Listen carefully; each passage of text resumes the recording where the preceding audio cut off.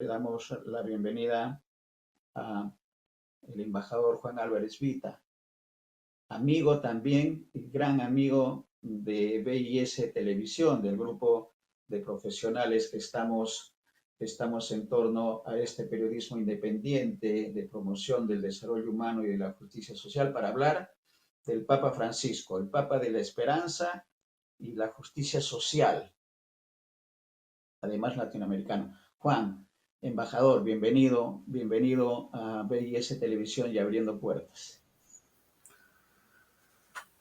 Ante todo, muchísimas gracias por esta invitación para participar en este prestigioso programa. Yo quisiera decir no solamente buenos días, estamos aquí en el Perú, sino que en este momento también nos están escuchando en Europa y en Asia. Entonces, también un saludo muy especial para las personas que nos están siguiendo en el exterior. Excelente, excelente, sobre todo por la presencia suya, embajador, en su condición de diplomático en el Asia. El Asia es un gran ejemplo al que tenemos que mirar, Indonesia, Tailandia, países que ha tenido usted, embajador, la oportunidad de tener la representación de nuestro país y que conoce muy bien y que tiene mucha similitud con el pueblo peruano. Efectivamente es así. A pesar de que lamentablemente en el Perú tenemos a veces una imagen un tanto distorsionada de lo que ocurre en esa otra mitad del mundo. Hay una visión muy sesgada, muy centrada en la cultura occidental y eso a veces produce una deformación de lo que realmente significa todo el continente asiático. Es mucho más variado que lo que es el continente americano. Y en el tema del Papa, Papa Universal, un latinoamericano, ¿qué primera reflexión podemos tener de este legado que está dejando el Papa embajador, que lo están llamando el Papa de la Esperanza y que nosotros le estamos agregando de la esperanza y de la justicia social? ¿Qué legado está dejando para el mundo católico y más allá de las fronteras del mundo católico al mundo en general? Su actuación pública, embajador. Sí, permítame que haga una precisión. Se está difundiendo mucho que el Papa es el primer latinoamericano que llega a ser obispo de Roma. Yo quisiera decir que es el primer americano, porque tenemos que abarcar también a Estados Unidos, al Canadá. No han tenido todavía un papa de esa región. Ahora, se está incidiendo mucho más en el carácter de latinoamericano, pero la dimensión es un poco mayor. Hecha esta precisión, yo quisiera señalar que referirnos al Papa obliga a hacer una diferenciación entre la figura del Papa como pastor religioso, como líder de la Iglesia Católica Romana y también como jefe del Estado Vaticano. Tiene una personería especial que muchas veces no se tiene en cuenta, pero que tiene muchísima incidencia en la apreciación que se pueda tener sobre el romano pontífice. Dicho esto, yo creo que tendríamos que hacer una apreciación del Papa como pastor, pero tengo que reconocer que a veces es difícil señalar aquí está exactamente como pastor y aquí como jefe de un Estado. En la medida de lo posible, intentaré referirme haciendo alusiones e incidiendo hasta donde es posible donde me parece a mí que hay una incidencia mayor como pastor, como líder espiritual, y la otra como jefe del Estado Vaticano. Como pastor, yo tendría que decir que el Papa Francisco ha sido una persona que ha continuado con una línea de avance, de adaptación a los tiempos modernos. Cuando miramos con cierta perspectiva las últimas centurias, podríamos decir que hasta el Concilio Vaticano II, la Iglesia estaba encasillada, digamos, en unas normas exclusivas fijadas por el Concilio de Trento. Y el mundo ha ido cambiando y yo creo que la, la revolución que inicia el Papa Juan XXIII es notoria en ese sentido. El Papa Francisco ha luchado por el respeto y la promoción de los derechos humanos. Pero recordemos que en un primer momento, cuando las Naciones Unidas proclaman la Declaración Universal de Derechos Humanos el 10 de diciembre de 1948, la Santa Sede, gobernada en aquel entonces por Pío XII, toma con mucho cuidado esa declaración, no la condena, pero la coloca en lo que se llama la observación. Están estudiando cuáles son los alcances que tiene esa declaración universal. Pero pasarían muchísimos años hasta que sería Juan XXIII quien por primera vez va a mencionar a la Declaración Universal de Derechos Humanos. Y también convoca al Concilio Vaticano II. Esto es importante mencionar por qué se convocó al Concilio Vaticano II, que produjo también una conmoción en los medios eclesiásticos, en los medios políticos, en la mayoría de los fieles también de la Iglesia Católica Romana, y ello ha sido un proceso también bastante largo en los aspectos del ritual. Se empieza a utilizar con más incidencia las lenguas vernaculares, el latín se va dejando paulatinamente de lado y hay que considerar también que el ser humano va formando lentamente su propia cultura, entonces no estamos dispuestos a cambiar de un momento a otro todo lo que se nos enseñó y se nos inculcó durante muchísimos años. Yo recuerdo, por ejemplo, el catecismo con el que se enseñaba en los colegios hasta la época del Concilio Vaticano II, cuando se trataba del 10º mandamiento, decía: ¿qué nos manda el 10º mandamiento? La respuesta era: no codiciar los bienes ajenos. Esto significa que Dios nos manda contentarnos con el estado que Dios ha dispuesto y aceptar la pobreza si el Señor nos quiere en tal estado. Si nosotros tomamos este artículo del catecismo oficial, que aquí en el Perú tenía, yo conservo el ejemplar con el que se nos enseñaba en el colegio, y la obra de transformación que se ha ido produciendo en la Iglesia Católica Romana pues hay una diferencia enorme.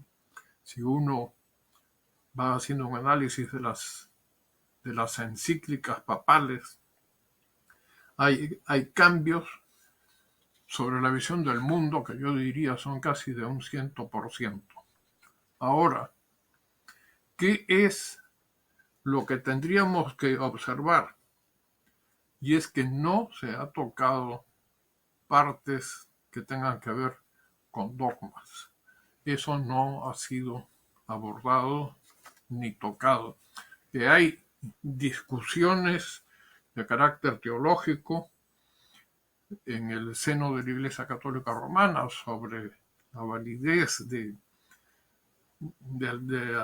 algunos dogmas que han sido proclamados oficialmente por la Iglesia. Eso, digamos, no lo abordaría porque es un tema exclusivamente que debe ser considerado por cuerdas separadas. Lo que quería referirme es a esta evolución que se ha venido produciendo y que ha llegado al punto que encontramos en el pensamiento del Papa Francisco. Es un papa que ha hecho una enorme campaña en contra de la discriminación contra las mujeres, la discriminación existente contra las personas divorciadas, contra las personas que forman parte del grupo de los LGTBI, también sobre la situación de los migrantes, que cada día va tomando, sobre todo en Europa, una situación candente y a la que me voy a referir después.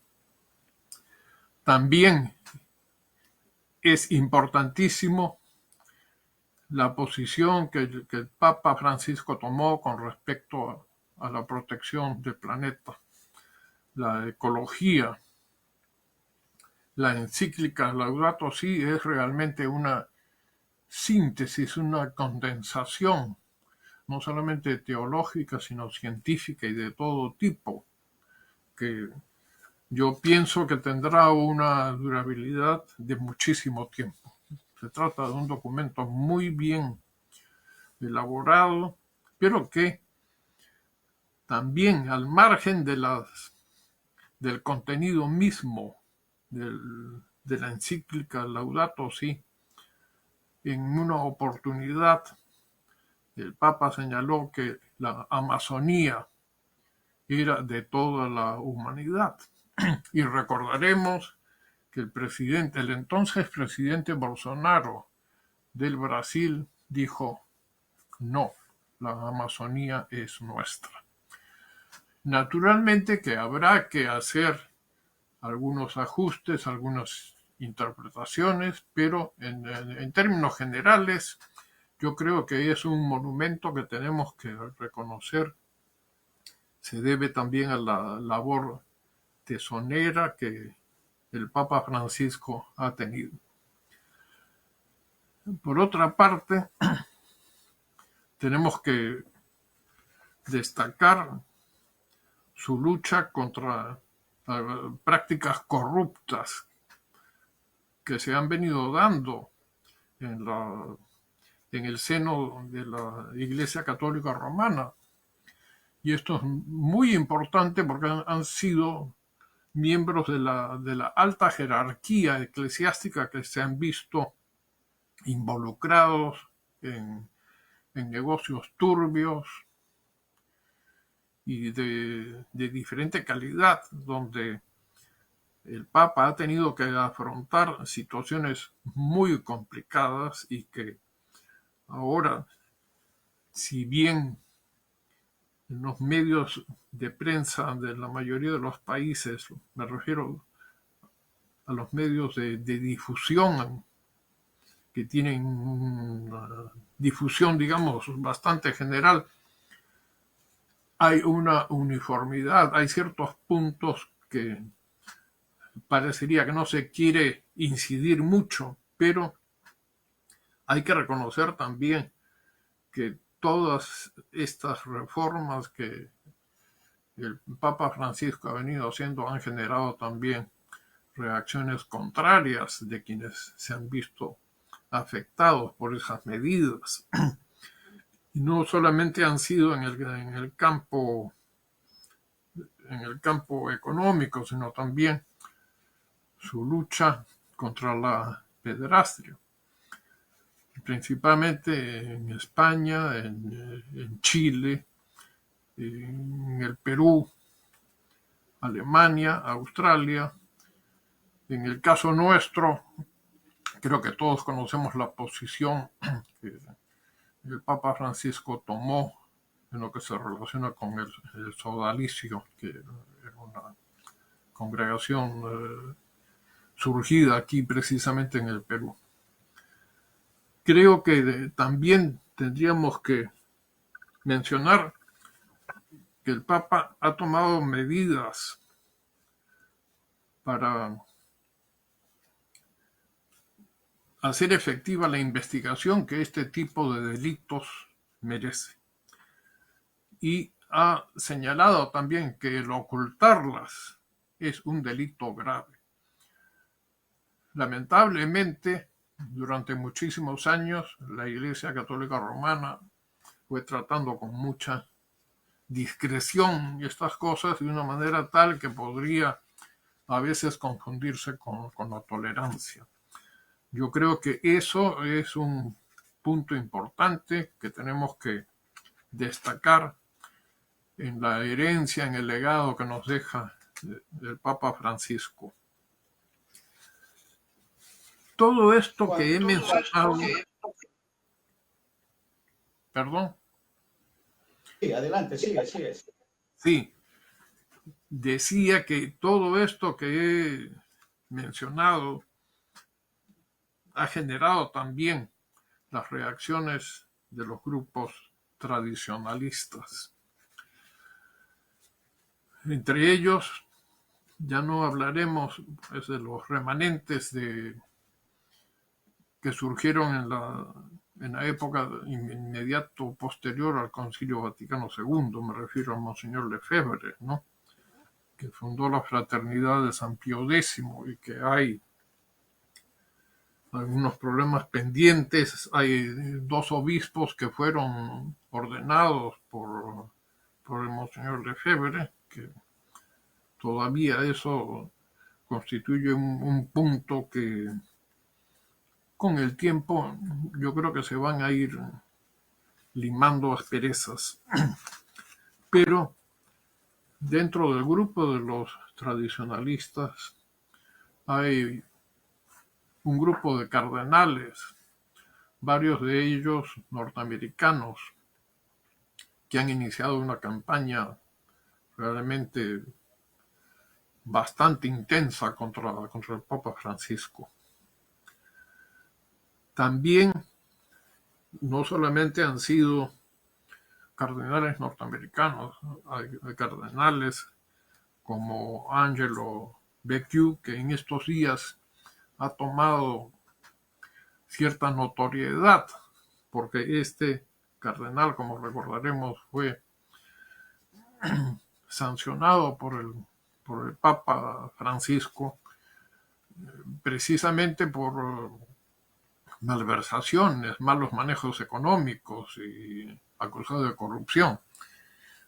Entonces, naturalmente hay una reacción humana frente a estas medidas que el Papa Francisco tomó. Y hoy día el cardenal ha ido a Roma para participar en unas reuniones previas al cónclave. Y hay un problema de carácter jurídico porque él sostiene que no ha sido despojado de sus atributos cardenalicios y por tanto tiene derecho a participar en esas conversaciones y también en la elección del Papa. Pero todo este conjunto de de situaciones así complejas. Hay otro cardenal, el cardenal Robert Sarah, norteamericano, que escribió un libro que se dice que contó con la aprobación del Papa emérito, de Benedicto XVI, que pretendía, entre comillas, frenar la política que el Papa Francisco había estado tomando en relación con los sacerdotes casados, el celibato opcional, etcétera. No podríamos desmenuzar cada uno de estos puntos, porque entonces esta disertación tendría que tomar muchísimas horas. También tenemos aspectos de política interna de algunos países. Todos recordaremos que el actual presidente de la Argentina, Milei, cuando era el candidato, lo insultó con palabras sumamente fuertes al Papa. Yo recuerdo que lo calificó de zurdo, asqueroso, pedazo de tal cosa. Pueden imaginarse qué palabra era. Y también yo creo que lo más hiriente fue cuando lo calificó como representante del maligno, aquel maligno que está en Roma, en su trono. Bueno, esto pertenece al pasado. Ahora el presidente Milei, bueno, viajó a Roma, el Papa lo recibió con toda cordialidad y ahora a raíz del fallecimiento de Francisco, pues ha dicho que es el más destacado argentino en toda la historia. Y es uno de los jefes de Estado que ha viajado a Roma para participar en los funerales del Papa. Hay una cuestión que también es muy importante y que aquí puede confundirse un poco su labor como estadista y como pastor. Me refiero a los inmigrantes. Europa está recibiendo una cantidad considerable de personas originarias del norte de África que son de religión islámica. El Papa en todo momento ha apoyado a los migrantes, no solamente a Europa, sino que se refirió en términos muy enérgicos también a la situación adoptada por el presidente Trump de los Estados Unidos con respecto al problema de la migración en los Estados Unidos. La respuesta fue un tanto áspera porque uno de los asesores dijo que el Papa se ocupe de ordenar las cosas en su iglesia, ¿no? Pero, en fin, lo que yo quisiera resaltar es, porque está vinculado por lo menos a la situación que hay con la migración en Europa y que es la relación entre los cristianos y los islámicos. Esto es algo que he oído algunos videos de entrevistas que ahora también es muy difícil saber con todas estas noticias falsas que utilizando inteligencia artificial van apareciendo. Pero incluso he tenido oportunidad de ver a altos prelados de la Iglesia Católica Romana refiriéndose en términos muy negativos a la migración, al cambio cultural que esto puede significar en Europa. Bueno, eso es un problema sumamente complejo. Los europeos en general tienen un índice de crecimiento poblacional bajísimo. Esto es algo que no se puede negar. Las medidas de control de la natalidad han generado también esta situación. Entonces Europa para su futuro necesita de la inmigración. Si esta migración es de origen islámico y se dice que van a cambiar la faz de Europa, las mujeres islámicas son muy prolíficas, tienen hasta 8 hijos, reciben subvenciones del Estado, me mencionan que van tomando algunos puestos políticos importantes, varias alcaldías en Inglaterra, en Alemania, en fin, en otros países. Pero hay algo que yo siempre tengo en cuenta cuando se mencionan este tipo de problemas, y es el documento sobre la fraternidad humana, que en febrero de 2019 el Papa suscribió con el imán principal de los Emiratos Árabes Unidos. Es un documento que al final la Santa Sede y también el imán está considerado como uno de los más importantes del Islam sunita, han elaborado ahí donde están todos los puntos en común que tiene el cristianismo con el Islam. Y esto está, a mi modo de ver, basado en una decisión que el Papa tomó y decía, no hay que ahondar las diferencias, sino buscar los puntos en común.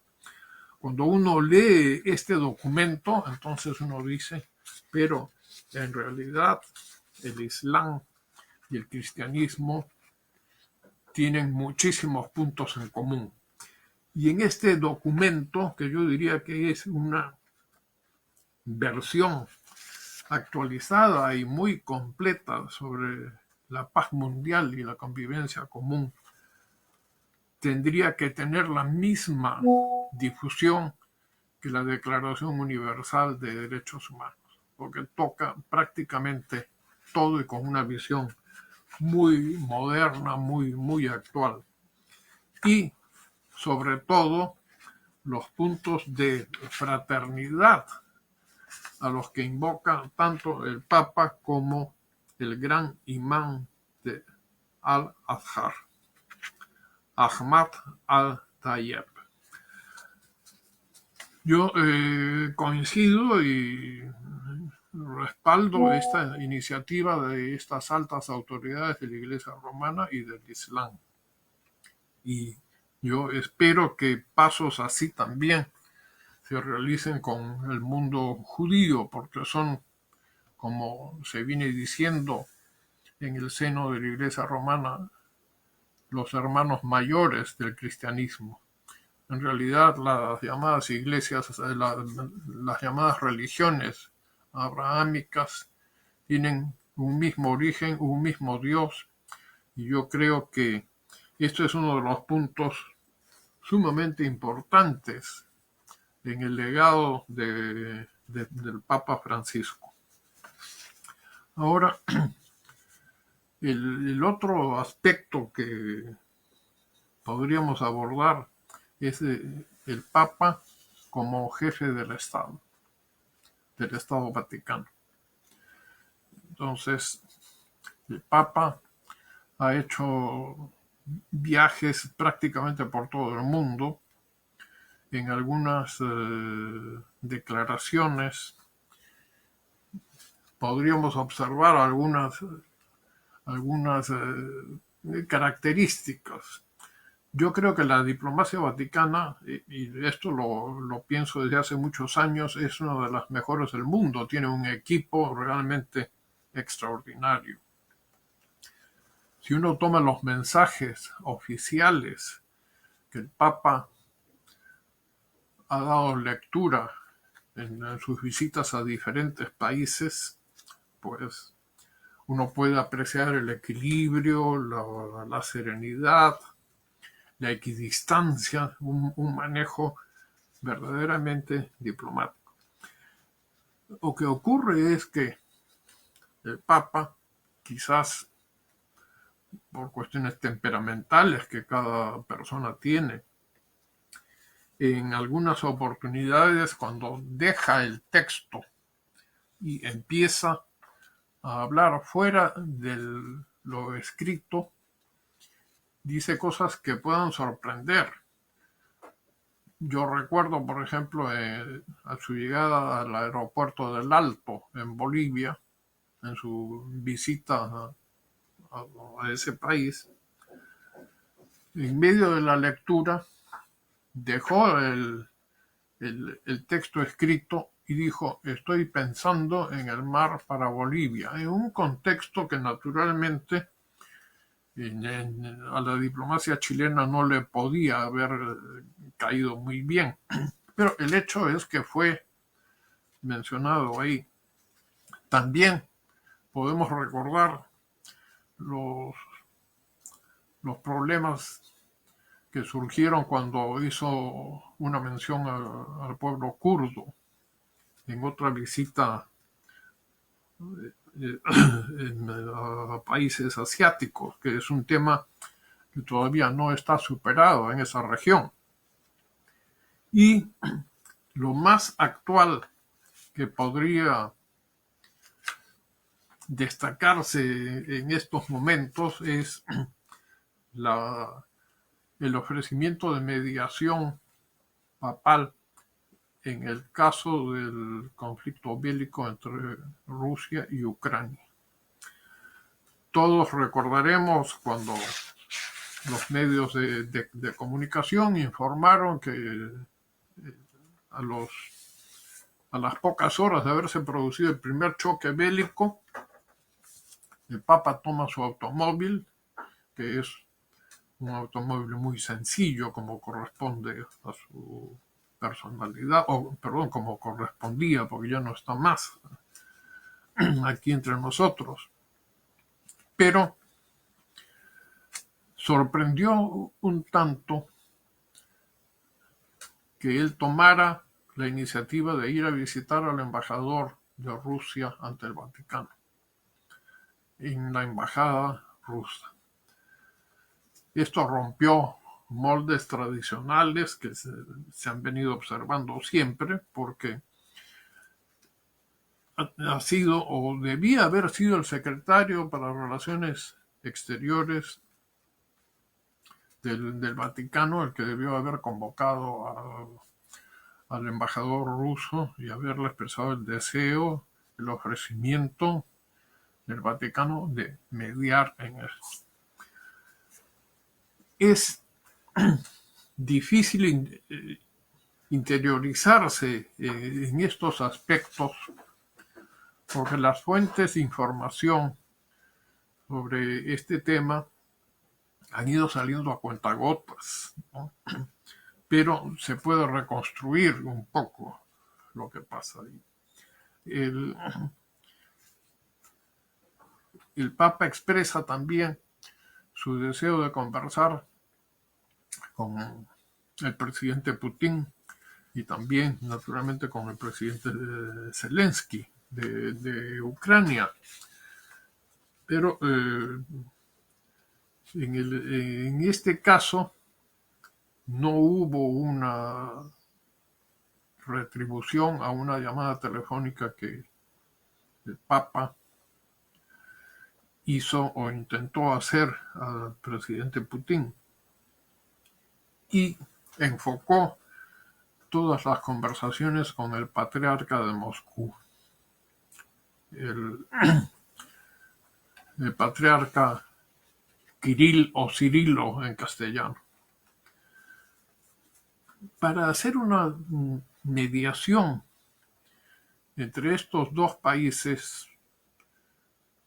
Yo creo que debió haberse tenido en cuenta la situación de distanciamiento profundo, milenario, entre la Iglesia Católica Romana y la Iglesia de Moscú. Y también la especial relación de la Iglesia de Moscú con respecto a Ucrania. Kiev fue el patriarcado donde por primera vez se establece a un obispo en aquel tiempo nombrado por el patriarca de Constantinopla dentro del marco del ámbito de la ortodoxia. Entonces hay muchísimos factores ahí por los cuales en Rusia surgió una idea de que Ucrania formaba parte de la Rusia imperial. Esto,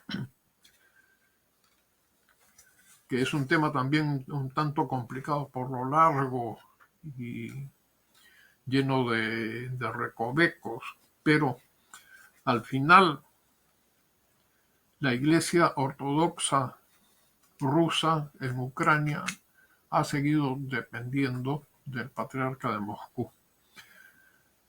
Por otro lado, en Ucrania existe una rama de la Iglesia bizantina, es decir, de origen ortodoxo, que tiene el rito bizantino, pero que reconocieron en un determinado momento la autoridad del Papa de Roma.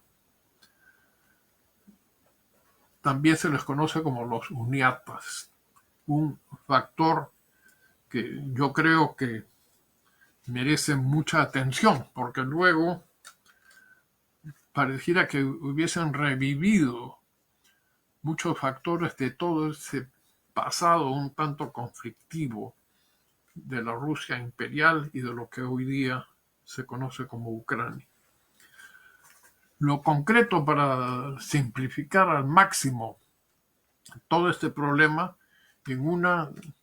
el patriarca de Moscú ha venido respaldando toda la política del presidente Putin en lo que se relaciona con Ucrania, incluso con la intervención armada.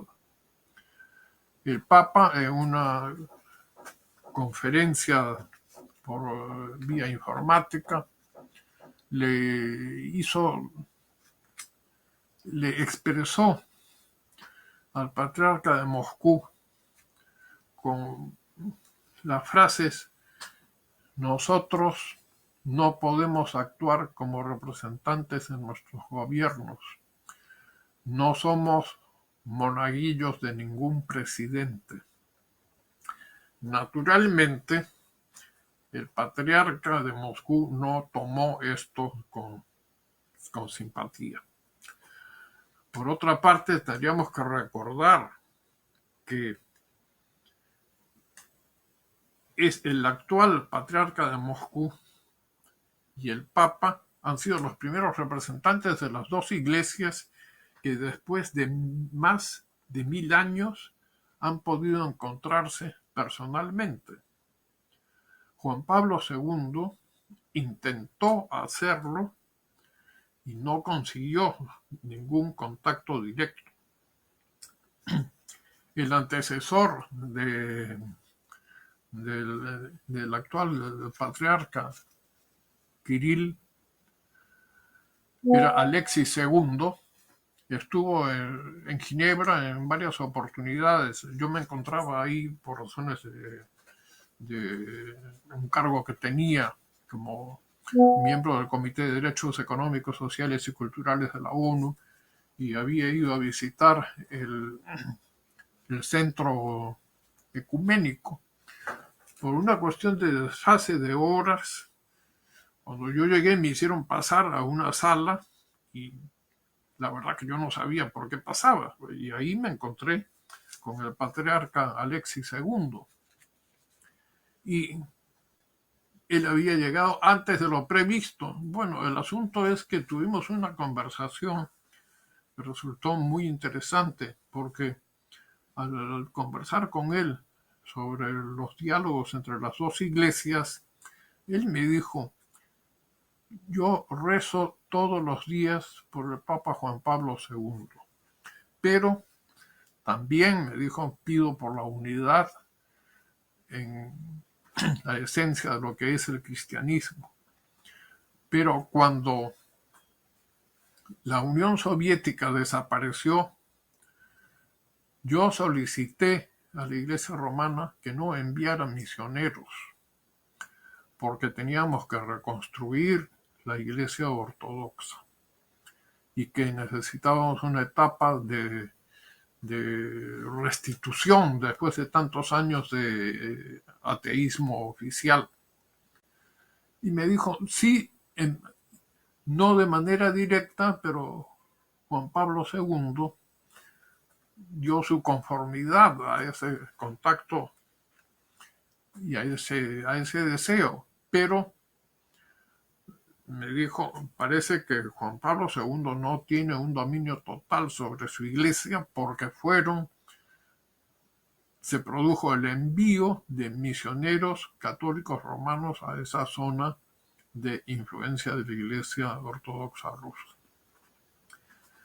Esto, indudablemente, por lo menos de acuerdo con mi interpretación, tenía que hacer imposible ese encuentro entre Juan Pablo II y Alexis II.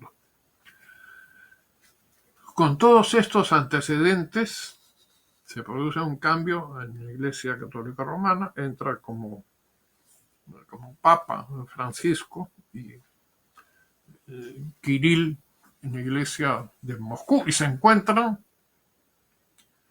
gracias a un juego diplomático también que valdría la pena dedicar algún tiempo, pero hay el famoso encuentro en el aeropuerto de La Habana, un encuentro entre comillas casual.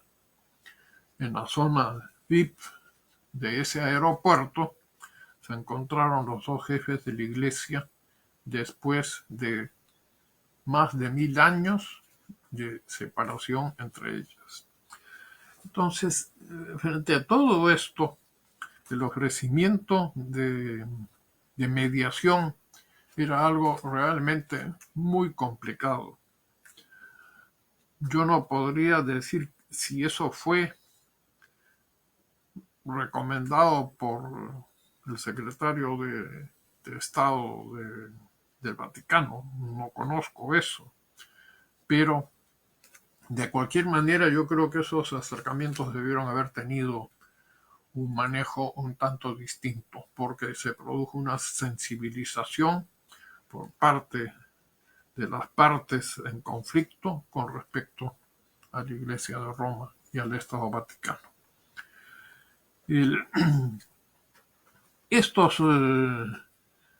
Esto también generó una crítica muy fuerte hacia el Vaticano por parte del jefe de la Iglesia Uniata en Ucrania. Y estas apreciaciones que tuvo fueron muy duras en relación con la política que había venido llevando el Vaticano en relación con la situación bélica entre ese país y Rusia. Como vemos, el panorama tremendamente difícil. Ahora, el presidente Zelensky ha anunciado su visita a Roma para participar en los funerales del Papa. Putin no va a asistir. Lo que yo no entiendo es por qué, por lo menos no he leído en ningún despacho de prensa internacional que se haga alguna explicación de por qué Putin no va. Y es que tenemos que considerar que hay una orden de detención que ha dado el Tribunal Penal Internacional, que ha ordenado que el país donde vaya, que sea parte del llamado Tratado de Roma, está en obligación de detener al presidente Putin. Entonces, naturalmente, esa puede ser una de las razones por las cuales el presidente Putin va a estar ausente de los funerales del Papa Francisco. Como vemos, todo esto es un panorama sumamente interesante dentro de la política internacional del Vaticano. También quería señalar que el Papa Francisco ha sido partidario de reforzar lo que se llama una iglesia sinodal, que sea el sínodo que tiene obispos, sacerdotes y también seglares en las decisiones de la iglesia. Esto es algo que se da con bastante intensidad en las iglesias católicas orientales, algunas dependientes de la Santa Sede y otras que no reconocen la autoridad del Papa, pero que tienen una vinculación bastante positiva. Esto también contribuye a hacer más difícil cualquier predicción de lo que pueda ser la política vaticana, tanto en el aspecto del Papa como figura de líder religioso como jefe del Estado Vaticano. Correcto.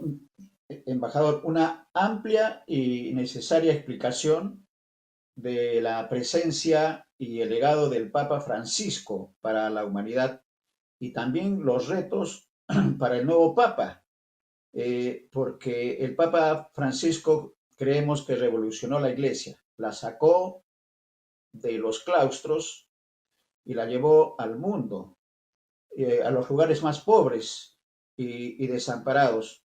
Y creo que también le pedimos un comentario porque tuvo el Papa Francisco en su preocupación al Perú. Él estuvo en 2018 y ha tenido permanentemente presencia y preocupación en la situación de nuestro país.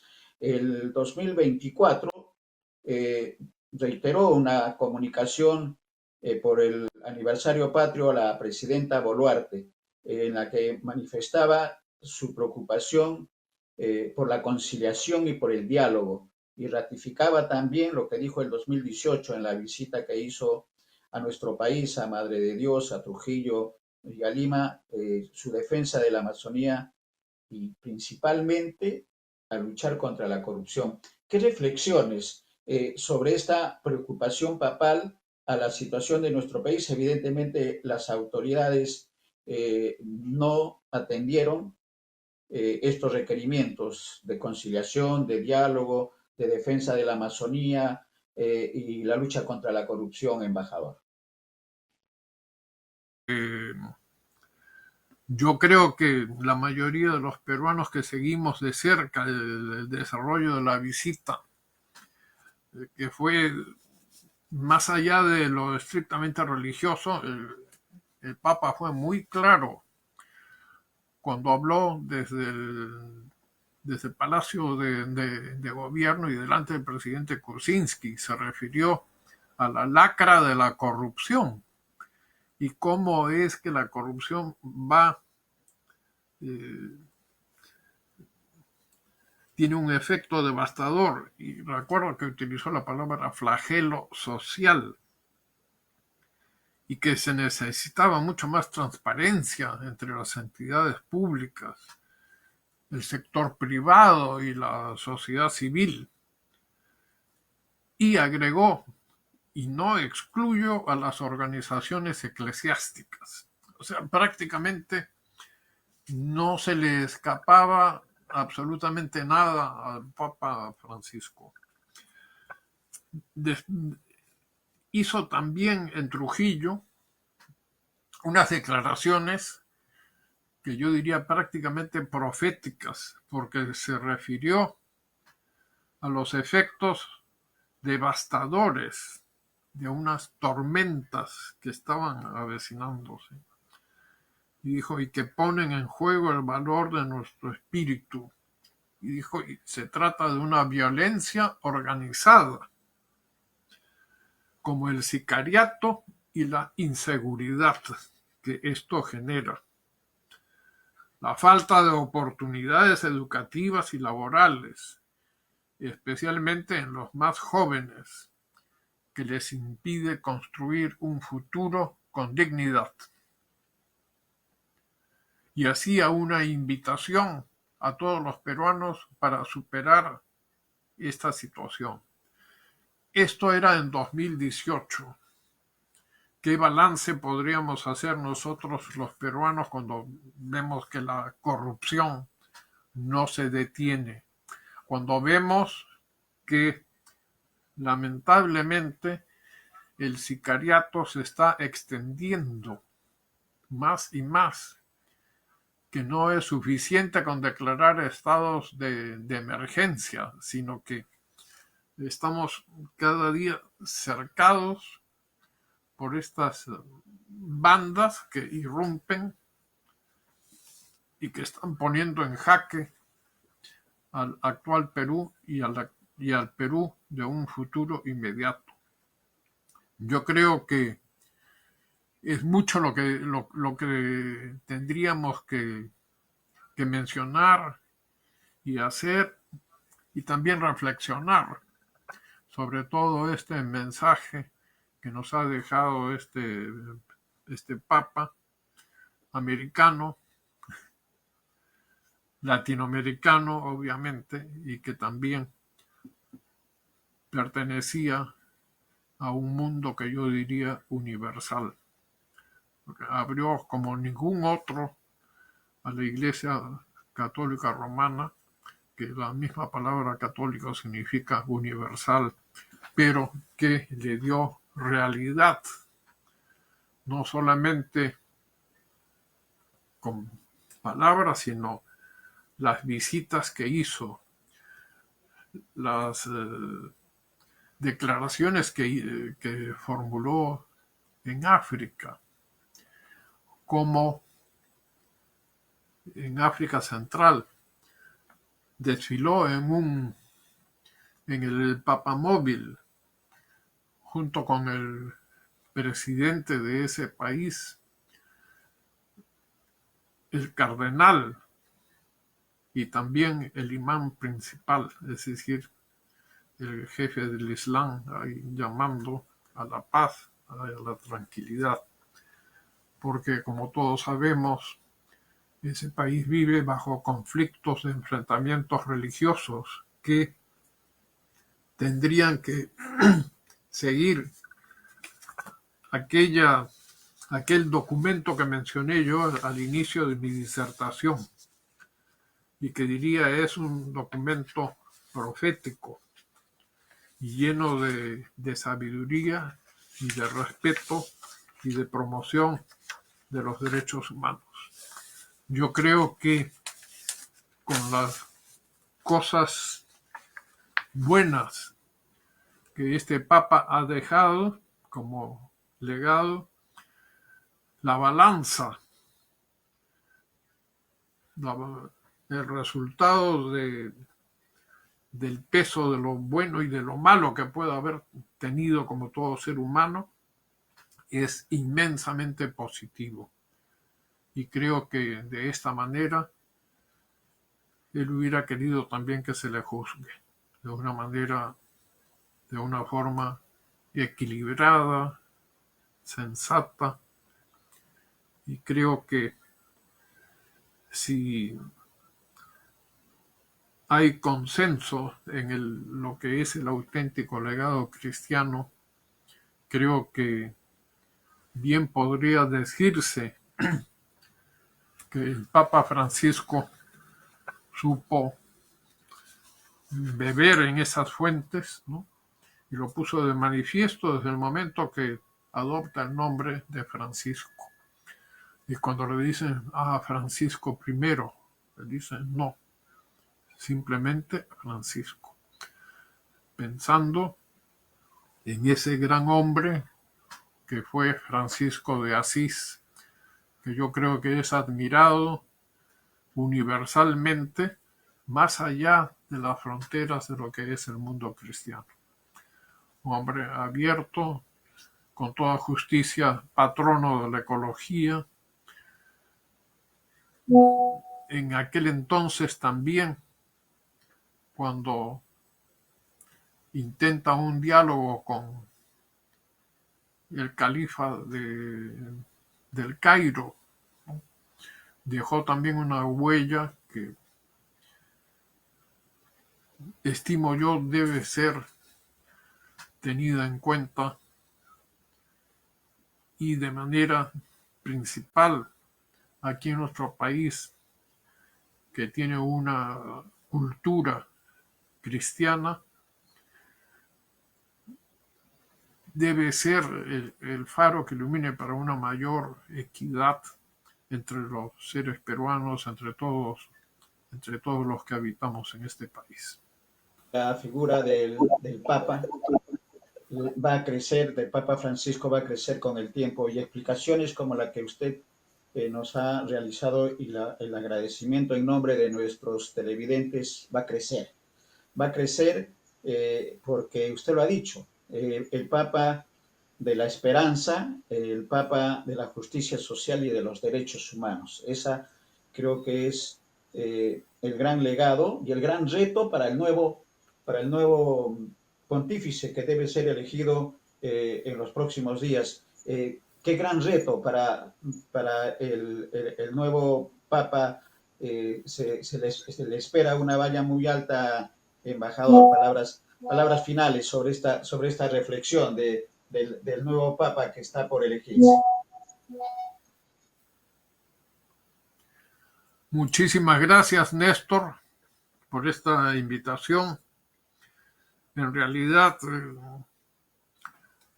creo que, como lo dije también al inicio de mis palabras, no resulta un tema de fácil explicación para tan corto tiempo.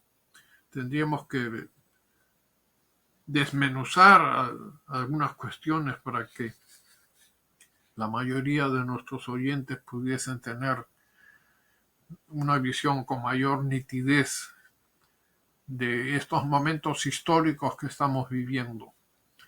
Y yo creo que en los próximos días vamos a ser testigos también de una etapa que va a tener mucha trascendencia en la historia.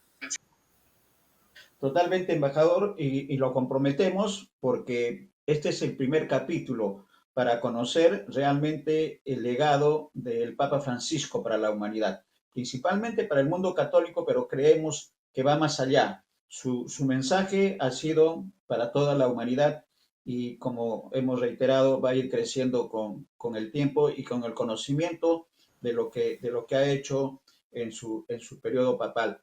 Lo comprometemos, embajador, de acuerdo a sus tiempos académicos principalmente, esa relación con los jóvenes que siempre para el docente, para el maestro, para el catedrático resulta sumamente beneficiosa en la activación de los conocimientos. Veamos las fechas de acuerdo a sus tiempos, embajador, para entrar al terreno del Papa en América, el Papa en África, el Papa en Asia y en Oceanía, de todo el legado que está dejando para la humanidad. Lo comprometemos, embajador, para un segundo, tercer y cuarto capítulo que vemos en el futuro inmediato de la presencia del Papa para el mundo. Con todo gusto, muy apreciado Néstor. Siempre a la disposición.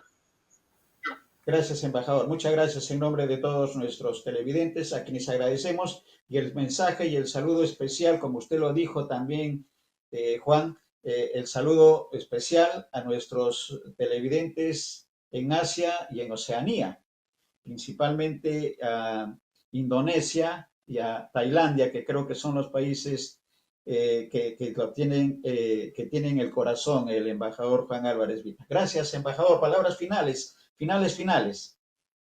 Sí, bueno, ha sido una conversación prácticamente de una hora.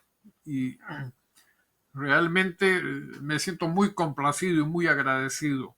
Espero no haber agotado a nuestros oyentes. He intentado ser lo más claro posible y seleccionar algunos de los puntos que considero más relevantes para este momento.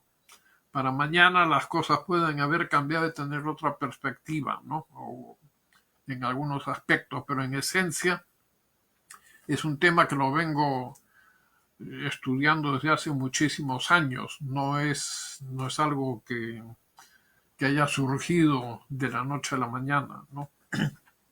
Así que nuevamente, muchísimas gracias por esta invitación. Gracias, embajador. Muchas gracias y bendiciones. Muchas gracias en nombre de nuestros televidentes a quienes nos despedimos. Nos despedimos hasta el día lunes, que tenemos una nueva edición. Queda la grabación de esta excelente entrevista al embajador en nuestro Facebook, en nuestro YouTube, pero también en TikTok, que estamos ingresando también a esa área de la comunicación digital. Gracias, embajador. Buen día.